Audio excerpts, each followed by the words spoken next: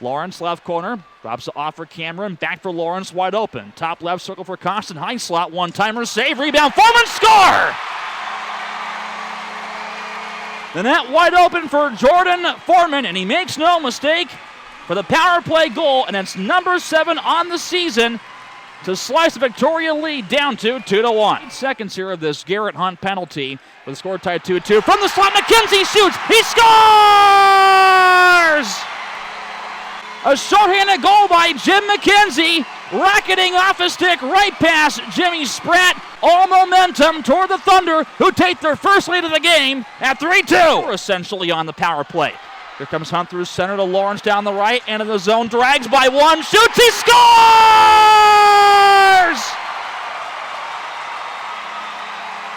What a highlight reel goal by Chris Lawrence. It's 4-2 Thunder. That one across, Fulton left wing on goal, wrist shot, score!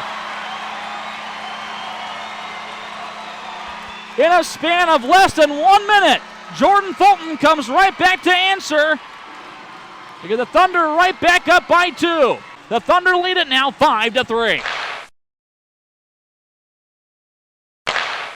He attacks wide angle, left wing, now breaks on goal, wrist shot, score!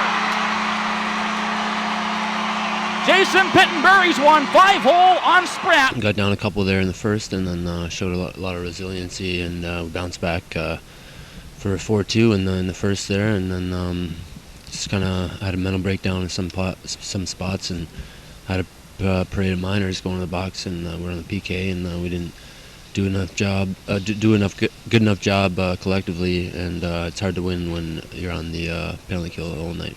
I think we had really good support when we were playing well. Everybody was communicating well. Guys were yelling for the puck and doing the little things right. And we got away from the little things in the second half of the game, and that's what killed us. We're looking forward to tomorrow. Little payback, and it should be a good one. Kind of doing all the little things right. We were winning faceoffs. We were passing the puck well. We were dumping and chasing. We were getting on their D-men. We were everything was going right, and we were doing all the little things right. And we had success. We know what works for us, and we kind of got away from that. And I think everybody kind of realizes that when we do stray away from our game plan, and then things don't go as well for us. And I think obviously that was a prime example. And hopefully tomorrow we realize that what we have to do and stick to the way we know how to play and the way it's successful for us. It's better to happen on a Friday night instead of a Sunday game. Don't have a whole week to think about what's going on. Just you got one night, one day. Let it sting for a bit and get prepare for tomorrow night. Anybody felt comfortable on our team? They were sadly mistaken because we shouldn't. A 3-goal lead was really nothing because we didn't play well all night long. And their goalie struggled. Our goalie struggled. Their team gave up a lot of grade A opportunities. Our team gave up a lot of grade A opportunities. And there you have it, a 7-6 shootout win. So I don't think either coach can be pretty happy with their players' performance. But we certainly are the ones that blew it more than they did. They came back down from 3 goals. So you hate to be having to learn lessons this time of year. But you hope that you learn the lesson that you're supposed to learn on this one. But this is a November-December game. That's there's no way you can put a positive spin on it. We got a chance to win a division and another non-shootout. Even if we win that in the shootout, it's devastating. It's there potentially could come down to 2 teams being tied to win the division, and we're behind in both those categories because of our non-shootout.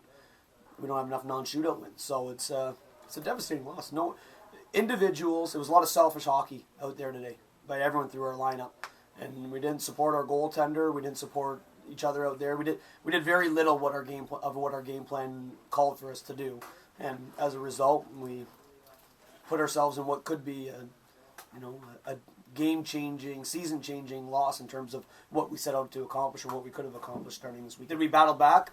Yes, we did. Was that a great sign? No question about it. But the fact that we didn't maintain anything after battling back, other than we kind of maintained the score there for a while into the third period, but it was it's one of those games that you'd like to forget.